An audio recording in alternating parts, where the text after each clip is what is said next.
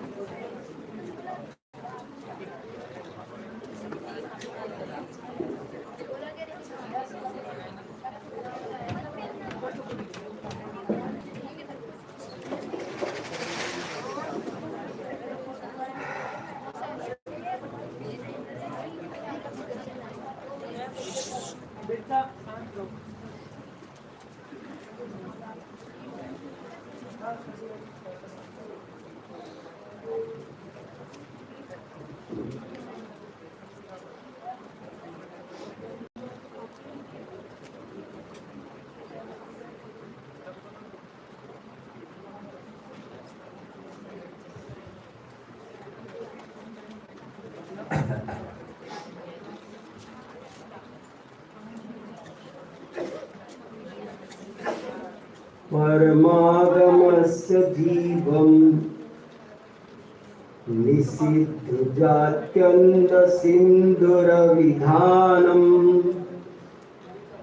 सकलनयविलसितानां विरोधमथनं नमाम्यनेकान्तम् विरोधमथनं नमाम्यनेकान्तम्।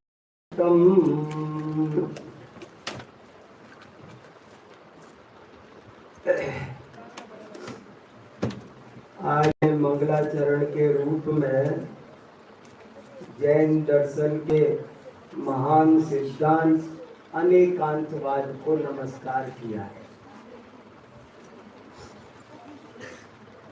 और वो इसलिए किया है कि आज मैं थोड़ी देर आपके साथ अनेकांतवाद विषय पर ही स्वाध्याय करना चाहता हूँ।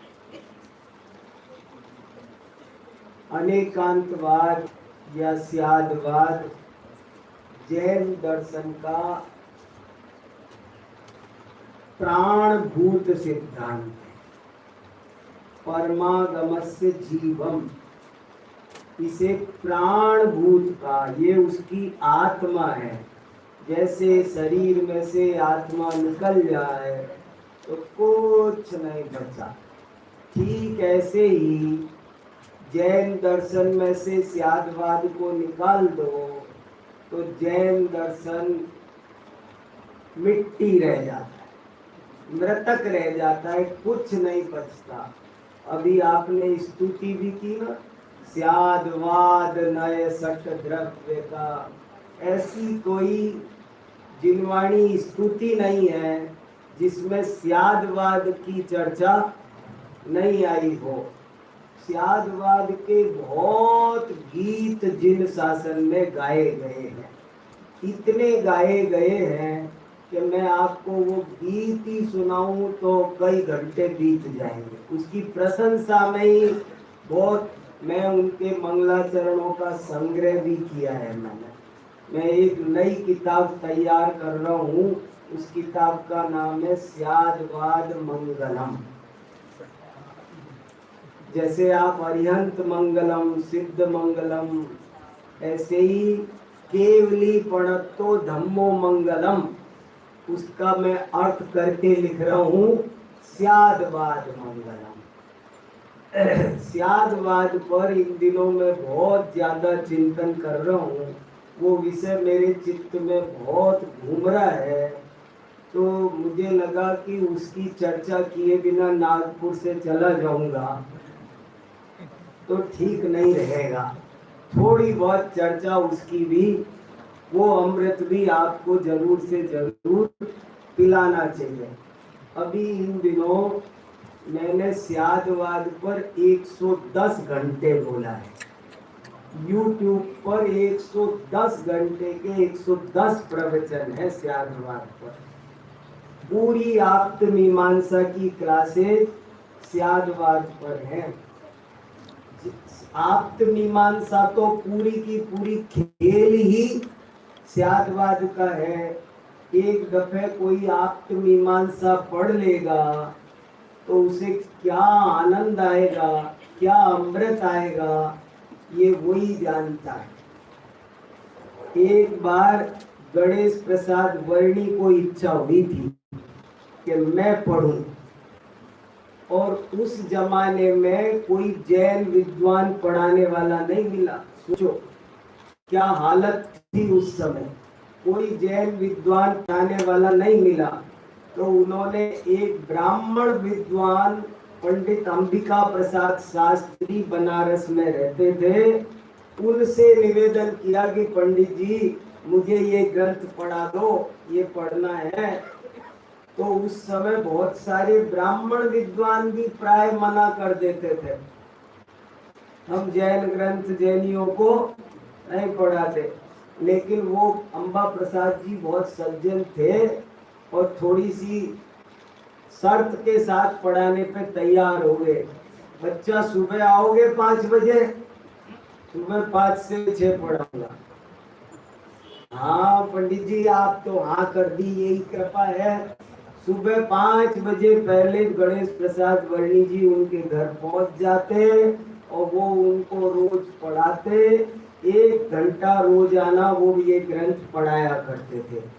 जिस दिन तो उन्होंने खुद लिखा है गणेश प्रसाद वर्णी ने अपनी आत्मकथा में, मेरी जीवन गाथा में, कि जिस दिन ये ग्रंथ पूरा हुआ उस दिन मेरे पास मेरी माता जी, मेरी संपत्ति कि ये बच्चा घूमता फिरता है ब्रह्मचारी की तरह, ये क्या संपत्ति संभाल के रखेगा।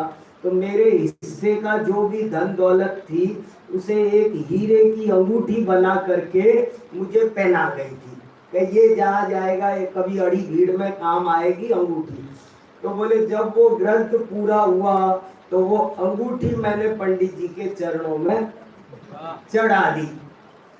तो पंडित जी दंग रह गए और पंडित जी बोले, अरे बच्चा, तेरे पास कुल जमा पूंजी यही तो है, तू ये क्या करता है, ये क्यों मुझे देता है।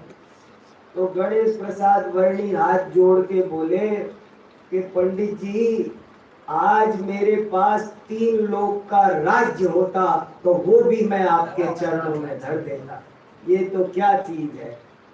माने ये स्यादवाद एक ऐसी चीज है कि वो एक दफे आप समझ जाओगे तो आपको लगेगा कि सारी खिड़कियां खुल गई, कोई अंधेरा नहीं बचा। जिन शासन समझ में आ गया, जिन शासन की जान है स्यादवाद। और स्यादवाद वैसे तो आपने ऐसा कोई नहीं है यहाँ जो स्यादवाद को नहीं जाना हो, नहीं सुना हो, और सब 2-4 शब्द बता सकते हैं। लेकिन मैंने जो इतनी घिसाई करके पाया है तो मैं आपको उसमें से कुछ खास बात बताना चाहता हूँ। और आपको लगेगा कि स्यादवाद बहुत महत्वपूर्ण है, लेकिन बहुत कठिन नहीं है। आप समझना चाहोगे तो आपको बहुत चुटकियों में आनंद आएगा और बड़ा सरस लगेगा। कितना जरूरी है ये समझ में आएगा। मैंने एक किताब ये भी लिखी है, जैन न्याय प्रदीपिका। इसमें मेरे न्याय से संबंधित 50 लेख है, उनमें 5 लेख स्यादवाद से संबंधित है। इसमें 5 लेख स्यादवाद पर है और एक अभी जो काम चल रहा है वो अलग चल रहा है। माने मैं तो स्यादवाद की दुनिया में अभी खोया हुआ हूँ और वो बहुत जोर से चल रहा है, तो सोचा अभी थोड़ा स्वाध्याय आपके साथ स्यादवाद पर हो जाए। देखो, इतना तो आपने समझा होगा, ये तो सब जानते हैं कि एक ही व्यक्ति पिता भी है, पुत्र भी है। एक ही स्त्री माँ भी है, बेटी भी है, मामी भी है, भांजी भी है, चाची भी है, भतीजी भी है। एक वस्तु में परस्पर विरोधी 2 धर्मों के रहने का नाम अनेकांतवाद है। ये तो आपने खूब सुना होगा और इस तरह के दृष्टांत भी खूब सुने होंगे। लेकिन आज मैं थोड़ी सी और गहरी, मगर उससे सारा स्यादवाद सरल हो जाएगा। ये जो बात है आप सुनते जानते हैं, ये गलत नहीं है, लेकिन पर्याप्त नहीं है। कुछ इसके आगे बहुत कुछ है और वही आगे घबराने की बात नहीं, बस जरा सा थोड़ी देर उपयोग एकाग्र करो। स्यादवाद क्या कहता है? ये कहता है, स्यादवाद जिन शासन का प्राण है, यदि उसको छोड़ दिया तो कुछ नहीं बचेगा। एक आचार्य ने लिखा है कि जो स्यादवाद को छोड़ देते हैं वे समझो अमृत भोजन छोड़कर विष का भोजन करते हैं। माइल धवल ने नए चक्र में लिखा है, सब रेफरेंस यहाँ दिए हुए नंबर सही। गोमट सार गाथा नंबर 885, उसमें लिखा है, जैन दर्शन में और अन्य दर्शनों में एक ही अंतर है, जरा सा मामूली सा। बोले क्या? कि वहां पर सर्वथा लगा होता है और यहाँ पर स्यात् लगा होता है। जैन दर्शन के द्वादशांग में जितने पद हैं वो सारे वाक्यों को आप लिखो और उन वाक्यों के आगे सर्वथा लगा दो तो वे अन्य मत के बनेंगे, और अन्य मत के सारे वाक्यों को लिखो और उनमें स्यात् लगाओ तो वे सब के सब जैन मत के बन जाएंगे। कितनी बड़ी बात है और वो क्या कहना चाहते हैं ये हमको आज समझना है थोड़ी देर में, और मैं बहुत सरलता से आपके सामने रख रहा हूँ। देखो स्यादवाद क्या कहता है, कुल मिलाकर के वो इतनी सी बात कहता है, वो छोटी सी बात आपसे कह रहा है। वो ये कह रहा है स्यात् पदेन वदनम स्यादवाद। स्यादवाद दो शब्दों से मिलकर बना है, स्यात् और वाद। वाद माने वदनम वाद, वाद माने बोलना, बोलना, और स्यात् माने कथनचित। आप एक भी वाक्य बोलो, संपूर्ण जिनवाणी माता का आदेश है, उपदेश है, संदेश है, सभी जैनाचार्यों का हमसे एक ही बात कहनी है कि आप कुछ भी बोलो, कुछ भी बोलो, एक वाक्य भी बोलो तो उसमें स्यात् लगाया करो। स्यात् लगाओगे तो ही आपकी बात सही होगी, अदरवाइज वो बात गलत हो जाएगी, वो बात विष हो जाएगी, वो बात मिथ्यात्व हो जाएगी। स्यात् लगाओगे तो ही वो बात सत्य रहेगी और सत्य का ज्ञान कराएगी। कोई भी वाक्य, अब आप ऐसे तो घटा ही दोगे जैसे मैंने बताया, छोटा छोटा छोटा छोटा जो, लेकिन अभी मैं आपको एक चैलेंज करता हूं, आप कोई भी वाक्य बोलो। इस स्यात्वाद का मतलब तो ये हुआ ना, ये क्या कह रहे हैं जरा समझना। वो कह रहे हैं कि तुम कोई भी वाक्य बोलो, उसमें स्यात् लगाओगे तो वो सही है, और सर्वथा लगाओगे तो वो गलत है। बस इतनी सी बात। मुझे समंत भद्र महाराज की इस स्याद्वाद पर सबसे ज्यादा चर्चा समंत भद्राचार्य ने, अकलंकाचार्य ने, विद्यानंदी आचार्य ने, न्याय के आचार्यों ने बहुत ज्यादा इसको घिसा और खोला।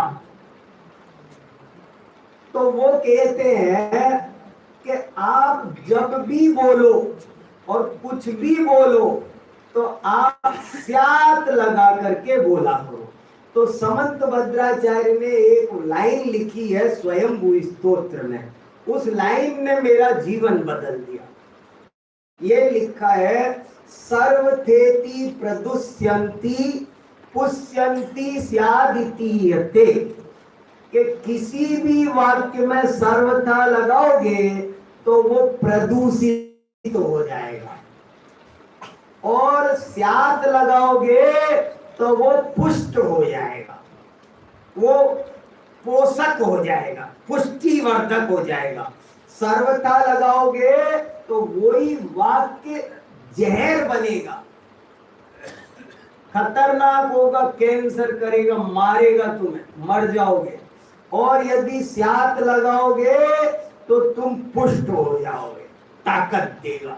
ये उन्होंने बात कही, और वो यही कह रहे हैं कि आप कोई भी वाक्य जो भी बोलो, कहने में कभी कभी आता नहीं है। उन्होंने ये भी कहा है कि हर वाक्य में हम स्यात् लगा नहीं पाते फ्लो में, लेकिन हमारी तरफ से ये खुला चैलेंज है, खुली घोषणा है कि हम जो भी बोले उसमें हर वाक्य में तुम स्यात् लगाई समझना, लगाई हुआ है। हमारी कोई भी वाक्य बिना स्यात् के नहीं है, सर्वथा से कोई भी वाक्य हमारा नहीं है, स्यात् लगा करके है।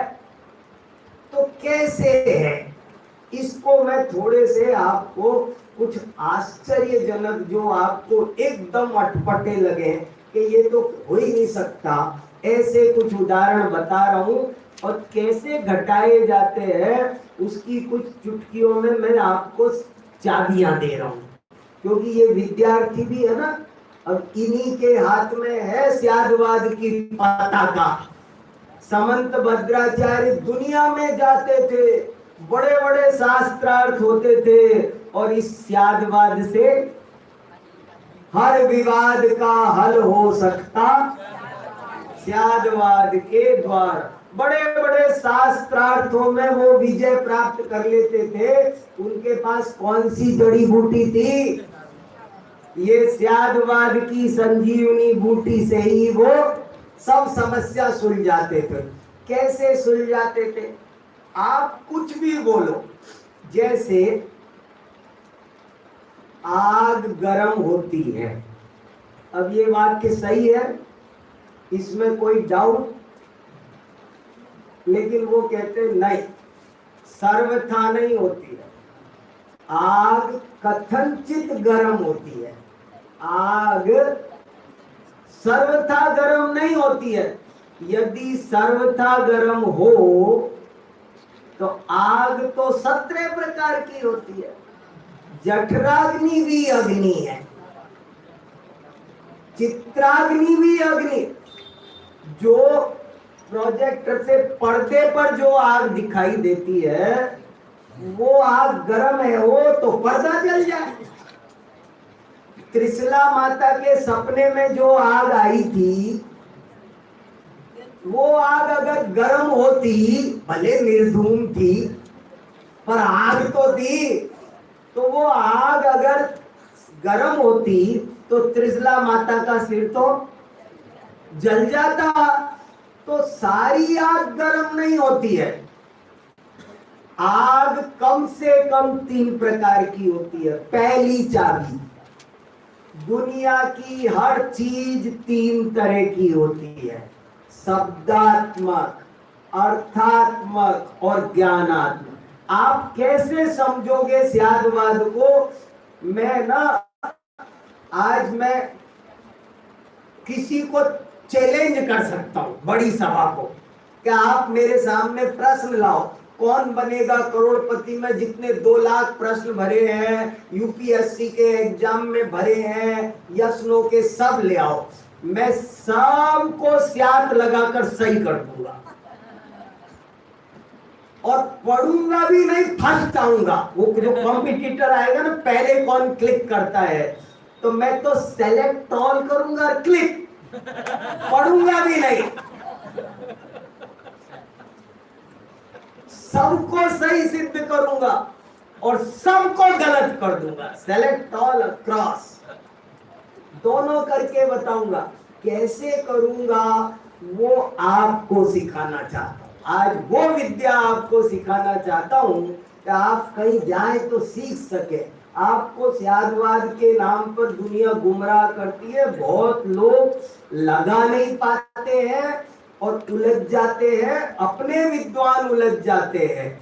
जैन विद्वान भी स्यादवाद को अच्छी तरह नहीं समझ पाते, जब दूसरों के साथ बैठते हैं तो बहुत मुश्किल होती है।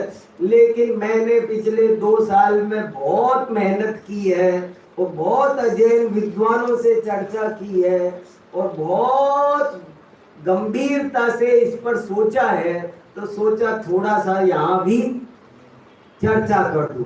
तो पहली बात आपको समझ में आई, हर चीज 3 तरह की होती है। मकान 3 तरह का होता है, शब्द, अर्थ और ज्ञान, समय, त्रय, आगम, गाए, 3 चीज होती है। गधे के सींग होते हैं कि नहीं? नहीं होते, कथनचित नहीं होते। तो कथनचित कैसे होते हैं बेटा राजा? देखो,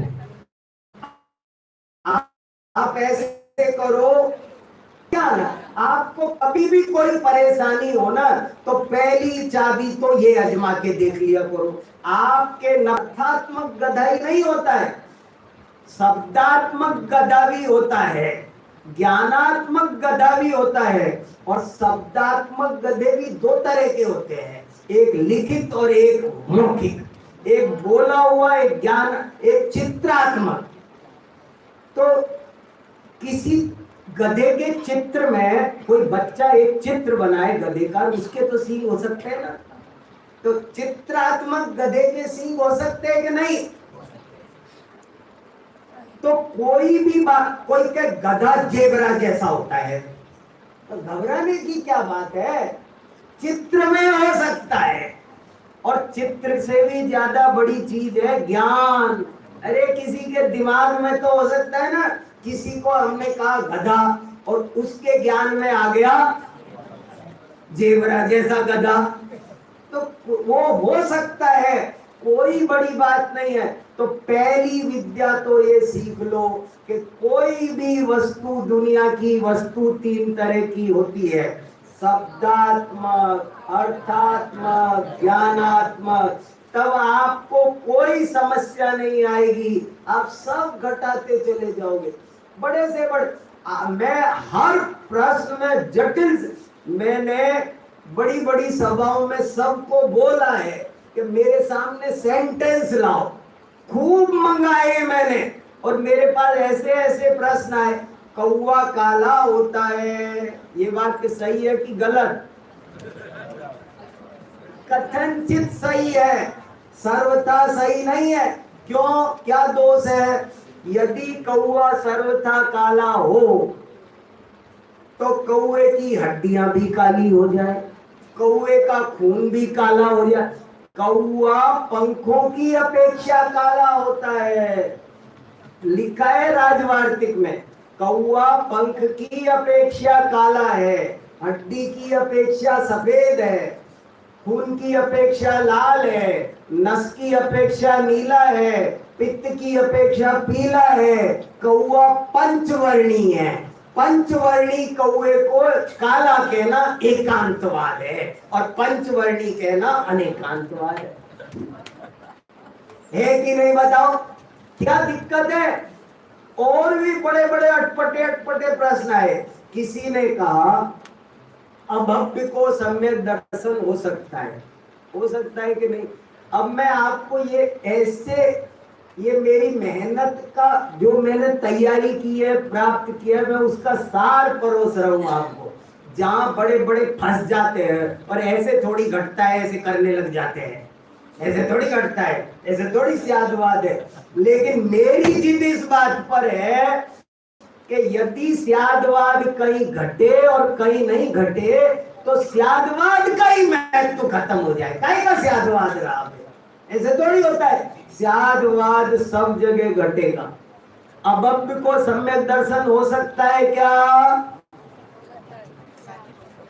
नहीं हो सकता? पक्का? कथनचित कैसे कराओगे? अब सुनो, दूसरी चाबी और ले लो मेरे पास से, दूसरी और लॉकर दे रहा हूं एक। हर चीज चार तरह की होती है, नाम, स्थापना, द्रव्य और भाव, चार तरह की होती है।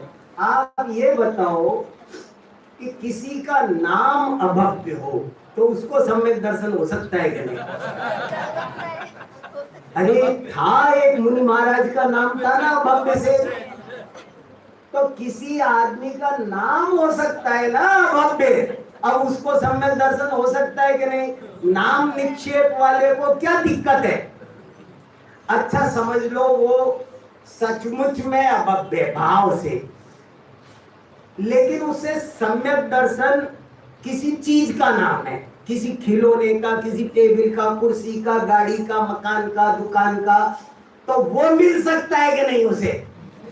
और वो मिलेगा तो भी वाक्य तो सही सिद्ध हो गया। अभव्य को सम्यक दर्शन की प्राप्ति, एक किताब का नाम है सम्यक दर्शन, पता है आपको? 7 भागों में किताब है, गुरुदेव के प्रवचन है, पढ़ने लायक अद्भुत किताब है, सम्यक दर्शन भाग 1-2। तो अभव्य को वो मिल सकती है कि नहीं? मिल सकती है। तो हो गई अभव्य को सम्यक दर्शन की प्राप्ति, किसी अपेक्षा से हो गई ना। आप क्यों घबरा रहे हो? कोई भी बात ऐसी नहीं है जो नहीं घटित हो सकती। अच्छा, सिद्ध भगवान, एक ने वाक्य दिया कि सिद्ध भगवान सुखी हैं। अब ये वाक्य सर्वथा कि कथनचित? देखो आपको बहुत गहराई समझ में आएगी और आपको आनंद आएगा। आप जल्दी नहीं समझ पाते हैं, लेकिन सर्वथा कितना खतरनाक विष होता है। अभी जैसे मैं आपसे पूछूं कि मुनि महाराज को आहार देना चाहिए कि नहीं, बताओ, बोलो। देना चाहिए। और अगर आज उनका उपवास हो तो अच्छा, और अगर आज रात हो रही हो तो, और आप अशुद्ध हो तो, भोजन अशुद्ध हो तो अब 10 जगह तो नाना करते जा रहे हो, और पहले झट से बोल दिया देना चाहिए। अरे देना चाहिए ये कहा, लेकिन 10 कितने नेगेटिव आ गए। इससे सिद्ध होता है कि सर्वथा नहीं चलेगा। भगवान का अभिषेक करना चाहिए, पूजा करनी चाहिए, स्वाध्याय करना चाहिए, व्रत करना चाहिए, उपवास करना चाहिए। सही बात समझना है तो आपको दोनों पक्ष समझने पड़ेंगे, तभी समझ में आएंगे, नहीं तो समझ में नहीं आएंगे। हाँ भाई साहब नरेश जी, सोमवार के बाद मंगलवार आता है। क्या चीज? सोमवार के बाद मंगलवार आता है। इसकी भी बात कर देंगे, क्या दिक्कत है। बहुत बहुत खेल खेला है। राकेश जी भी बैठे हैं, वो स्यादवाद के मास्टर है। क्या क्या क्या क्या खेल है। एक ने कहा 4 घाती कर्मों के 6 से केवल ज्ञान होता है। ये वाक्य सही है कि गलत? हमने कहा कथनचित, सर्वथा नहीं। क्यों, क्या दोष है इसमें? मैंने कहा देखो, घाती कर्म है 4, और उन 4 घाती कर्मों से 4 चीज प्रकट होती है, एक नहीं होती। घाती कर्म के 6 से केवल ज्ञान नहीं होता। केवल ज्ञान, केवल दर्शन, केवल सुख, केवल वीर्य, 4 चीज होती है। एक कैसे बोल रहे हो? गलत। ज्ञानावरणी के 6 से केवल ज्ञान होता है। सिद्ध भगवान, हाँ, इसमें भी कथनचित लगेगा। अब कैसे, वो भी बता दूं। ज्ञानावरणी कर्म के 6 से केवल ज्ञान होता है, ये तो यहां लगा दे सर्वथा। बोले नहीं, अभी भी सर्वथा नहीं लगा सकते। क्यों? अरे कर्म के अधीन तो नहीं है केवल ज्ञान, वो आत्मा का स्वभाव है। कोई कर्म गरम के उससे होता। अभी आप मेरे घर फोन करो और पूछो कि वीर सागर जी हैं क्या, तो मेरी पत्नी बोलेगी नहीं है। नहीं है माने वाक्य। सिद्ध भगवान जड़ है, हो सकता है। मैं वो जो सरल सरल उदाहरण, ये वही छोटा है, वही बड़ा है, वही पूरब में, वही पश्चिम में, वही मम्मी है, वही बेटी है, वो तो आपने खूब सुने होंगे। आज मैं वो एग्जाम्पल रख रहा हूँ जिसके सुनते ही जमीन हिल जाती है, और वो सही सिद्ध कर रहा हूँ। सिद्ध भगवान जड़ है। बैठती है बात। अरे स्थापना निक्षेप से 4 तरह के बताए ना, हर चीज, नाम, स्थापना, तो जो सिद्ध भगवान का चित्र है, चित्रात्मक सिद्ध भगवान क्या है? स्थापना रूप सिद्ध भगवान क्या है? जो मूर्ति है वो क्या है? जड़ सिद्ध हो गए ना। माने बहुत सारी विवक्षाएं होती है। और नरेश जी की तरह किसी ने पूछा सूरज पूरब में निकलता है, बोले फंसाओ इनको कैसे कैसे, वार दे दिए कि लोग फंसाओ। अरे जहां वार का व्यवहार है ये वहीं चलेगा। सूर्य पूरब में निकलता है, लेकिन सर्वथा माने हो तो 2.5 द्वीप के बाहर भी निकले, नरकों में भी निकले, रात में भी निकले। सूरज सर्वथा पूर्व दिशा में निकलता है। यदि ये बात मानी जाए, अभी 1 मिनट मानते हैं, सूर्य सर्वथा पूर्व दिशा में निकलता है, तो रात को भी निकलेगा, यहाँ भी। अभी क्यों नहीं निकल रहा? सूर्य सर्वथा पूर्व दिशा में निकलता है ना। वो सुबह निकलता है सिर्फ 7 बजे, जो भी टाइम है उसका। दोपहर 12 बजे दिन में भी हमेशा नहीं निकलता। बड़ी बारीक बात कही है। मैं दिल्ली में रहता हूं कि नहीं? अरे पूरी दिल्ली में फैल के नहीं रहता हूं, दिल्ली की एक कॉलोनी में रहता हूं। ये उदाहरण दिया आचार्यों ने कि पेड़ पर बंदर है, पेड़ पर बंदर है। तो उन्होंने कहा क्या बात कर रहे हो, पूरे पेड़ पे थोड़ी है, वो तो एक शाखा पर है। तो फिर कथनचित हो गया। जहां ये सब बहुत सारी अद्भुत अद्भुत विवक्षाएं हैं। किसी ने कहा कि ये पेन है, ये परमाणुओं से मिलकर बना है, इस वाक्य को गलत सिद्ध करो।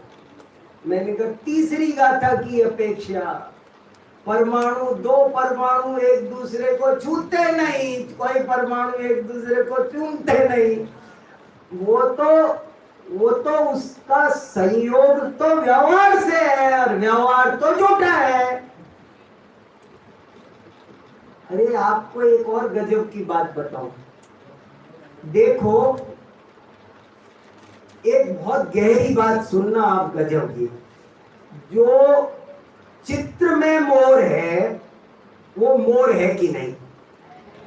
चित्र का मोर। जो रामलीला में राम है, रामलीला नाटक में, नाटक का राम, नाटक की सीता सीता है कि नहीं है? है। यदि सर्वथा है तो ये काय बात का नाटक है? देखो, एक खास शब्द बताता हूं आचार्यों का, बारीक। उन्होंने कहा यदि परस्पर विरोधी दोनों धर्म ना रहते हो तो बस, यदि सर्वथा राम है तो ये नाटक नहीं है, और यदि ये सर्वथा राम नहीं है तो ये नाटक नहीं है। नाटक को नाटक होने के लिए राम होना भी चाहिए और नहीं भी होना चाहिए। समझ में आया बात? समझ में आई? अर्थ क्रियाकारित्व समझ में आया? आप नाट्य कला नाम की फिर सारी चीज मिटा दो, भरत का नाट्य शास्त्र खत्म कर दो। नाटक नाम की कोई चीज नहीं। नाटक तभी नाटक है जब उसकी सीता कथनचित सीता होनी भी चाहिए और कथनचित सीता नहीं भी होनी चाहिए। अच्छा, चित्रकला, चित्रकला का जो मोर है, चित्रकला का मोर, वो मोर है कि नहीं? यदि वो सर्वथा मोर है तो ये चित्रकला नहीं। काय की चित्रकला, काय की कंपटीशन, काय का अवार्ड दे रहे हो? बहुत बढ़िया, बहुत बढ़िया ड्राइंग, बहुत बढ़िया ड्राइंग। जो ओरिजिनली मोर लाके रख दो यहाँ पर। नहीं, यहाँ ड्राइंग कंपटीशन हो और कोई बच्चा सचमुच का मोर पकड़ के लाके रख दे तो आप दोगे उसको बढ़िया प्राइज? नहीं। यदि सर्वथा मोर है तो भी ये चित्रकला नहीं है, और सर्वथा मोर नहीं है तो भी ये चित्रकला नहीं है।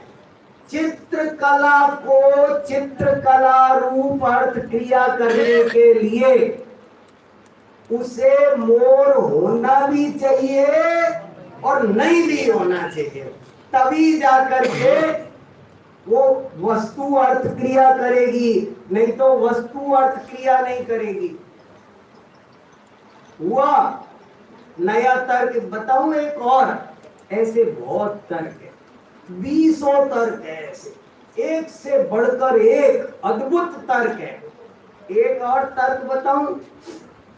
आचार्यों ने कहा कि जो एकांतवादी है वो आत्मघाती है, उसका अपना पक्ष भी नहीं टिकेगा। समझना जरा फिर से, जो एक पक्ष को माना जाए, वो कह रहे दोनों को मानना कंपलसरी है। अगर आप एक मानोगे तो एक बनता नहीं है, वो तुम एक को छोड़ोगे दो में से तो वो दूसरा ही नहीं जाएगा, पहला भी जाएगा। समझ में आई बात? उदाहरण देके समझाता हूं। एक होता है भाववादी, एक होता है अभाववादी।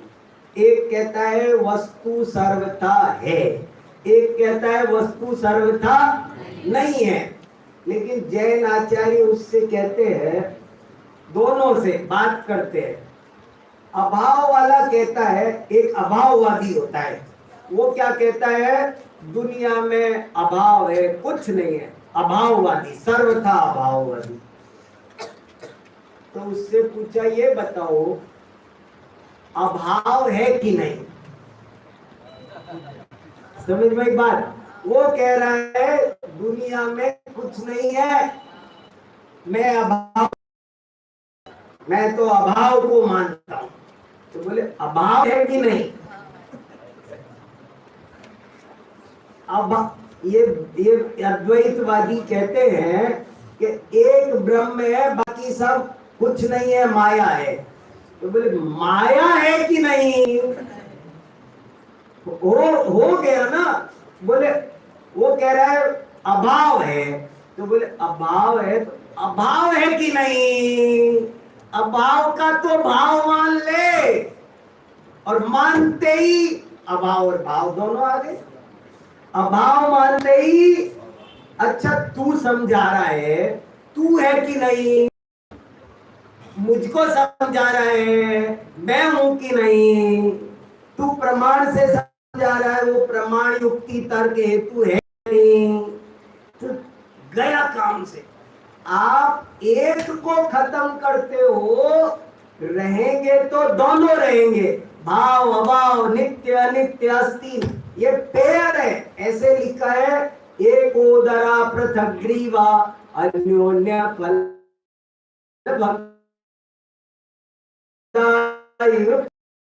हारुंड पक्षी होता था पुराने जमाने में, आज उसकी प्रजाति लुप्त हो गई, जैसे डायनासोर की हुई। बहुत बड़ा उड़ता था, 2-4 हाथियों से भी बड़ा होता था, 4 हाथी से बड़ा होता था। भारुंड नाम का पक्षी आकाश में उड़ता था। गूगल पर देखोगे तो चित्र भी मिल जाएगा। तो वो भारुंड नाम का पक्षी बहुत बड़ा होता था, और उसके 2 मुंह होते थे, 2 तरफ। बड़ा शरीर है ना, तो खाना खाने के लिए 2 मुंह चाहिए, एक से पार नहीं पड़ती। 2 मुंह से खाना खाता है। एक दिन 2 मुंह में झगड़ा हो गया, तू ज्यादा खाता है, मुझे कम खाने दे रहा है। लड़ाई हो गई दोनों में। तो एक ने गुस्से में आकर के, मैं तुझे जहर खिलाता हूं। तो उसने, एक ने दूसरे को जहर खिला दिया। तो कौन मरा? उसे ये नहीं पता था कि मैं इसे मारूंगा तो मैं।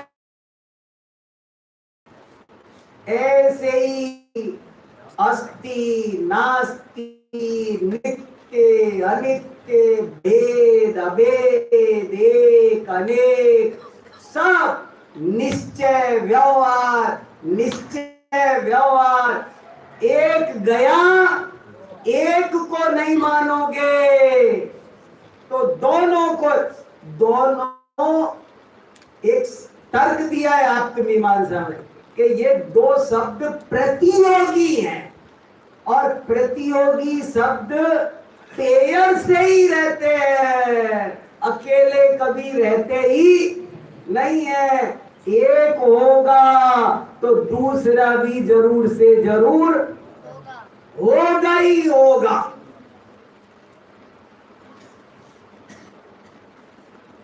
इसलिए हर वाक्य को स्यात लगाकर बोलो, तभी तुम्हारी बात सही है और सत्य तक पहुंच पाओगे, वरना आप सत्य तक नहीं पहुंच पाओगे।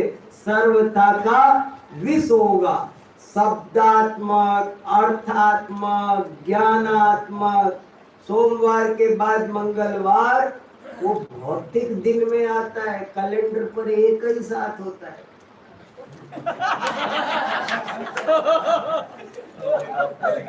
अरे शब्दात्मक जगत में क्या करोगे? बहुत देर लगा दी जवाब देते। अरे मैं तो दे ही रहा हूं, दे दिया ना अभी। अरे दिया जिसकी भी तो शाबाशी दे दो। मैंने सब धका दिया ना, लेकिन कुछ करो। अग्नि सर्वथा गर्म होती हो तो जठराग्नि भी गर्म हो जाए। इस पर भगोनी रखो तो चाय बन सकती है, दूध गर्म हो जाएगा। अग्नि है ना ये, ऐसे नहीं होता। ऐसी कोई बात नहीं है, ऐसा एक भी वाक्य इस विश्व में नहीं है जो सर्वथा हो। सारी विवक्षाएं हैं। नेगम ने नेगम, संग्रह, व्यवहार, ऋजु सूत्र, उन सब से तोल कर देखोगे ना। अच्छा मुझे ये बताओ, ये बर्फी है, मैं बोलूं ये बर्फी है तो सही है? ये बर्फी है, बर्फी। अरे जिनवाणी को मिठाई नहीं बोलते क्या? अरे यही बर्फी है, क्या बर्फी खाते हो? यही मिठाई है। और आपको एक गजब की बात बताऊं, हमारे यहाँ नेगम ने का पेट बहुत बड़ा होता है, और वो नेगम ने क्या कहता है, वो गणित जैसा है, संकल्प मात्र ग्राही नैगम है। वो कहता है जैसे गणित के टीचर पढ़ाते हैं ना, सपोज ये बर्फी है, तो आप मानोगे कि नहीं? सपोज ये बर्फी है, तो अब सपोज में मानना पड़ेगा ना। सपोज, अब सपोज हो गया। अब गणित का टीचर कह रहा है सपोज 2 रुपए का 1 किलो गुड़ आता है, तो अब आप कहोगे कहाँ आता है गुड़, तो 50 रुपए किलो आता है, आज 2 रुपए किलो। भैया बनिए की दुकान नहीं है, गणित का पीरियड है, यहाँ 2 रुपए किलो बिकेगा, मन में आए जो बिकेगा। सपोज में सब आ गया, जो बोलना सो बोलो। मैं अभी कह दूं सपोज अपन विदेश क्षेत्र, सपोज ये विदेश क्षेत्र है सिमंदर स्वामी का, तो है कि नहीं है?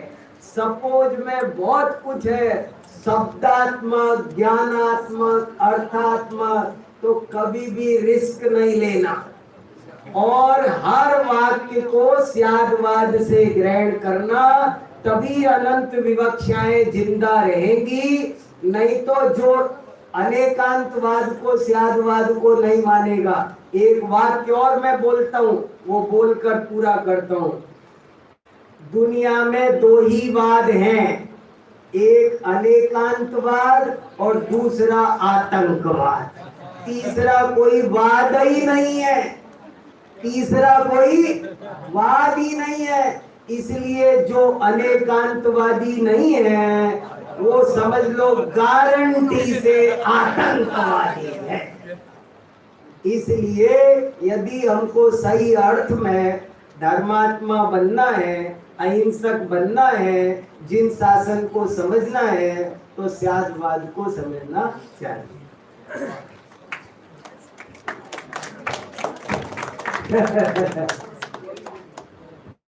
बहुत ही सुंदर चर्चा अभी में अनेकांत और शांत के सिद्धांतों पर आदरणीय भाई साहब के माध्यम से सुना।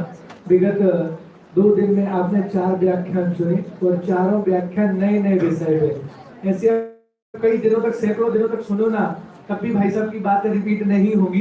इतना आघात ज्ञान का सागर, एक बार पुनः जोरदार करता ध्वनि से हम आदरणीय भाई साहब का अभिनंदन करेंगे। और वास्तव में जैन दर्शन ही ऐसा महत्व या महत्वपूर्ण है कि जिसका मुकाबला पूरी दुनिया में नहीं। और उसी जैन दर्शन की ये छोटे छोटे से सिद्धांत हैं कि जिनको हम समझ के सहज ही निर्भर हो सकते हैं, सहज ही हम सुखी हो सकते हैं। ऐसी अभी चर्चा और लास्ट में प्रश्न भी छोड़ा भाई साहब ने। अगर आप अनेकांतवादी नहीं है तो फिर आप आतंकवादी हैं। निर्णय हमें करना है कि हमें अनेकांतवादी बनना है या आतंकवादी। अब यहाँ पर हम संचित